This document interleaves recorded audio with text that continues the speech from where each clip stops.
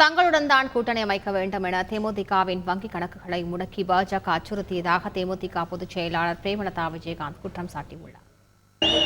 AIADMK office போய் கையெழுத்து போடும் வரை பிஜேபியிலிருந்து எவ்வளவோ நிர்பந்தம் எல்லாவற்றையும் தூக்கி எறிந்து தைரியமாக அம்மா மாதிரி நாலு முடிவெடுத்தார்.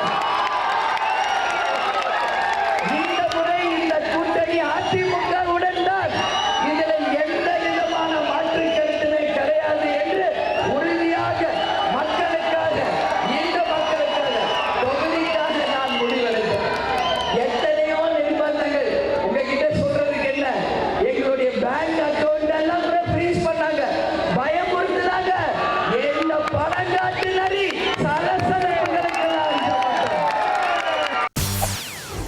செய்திகளை உடனுக்குடன் தெரிந்து கொள்ள உடனே சப்ஸ்கிரைப் பண்ணுங்க.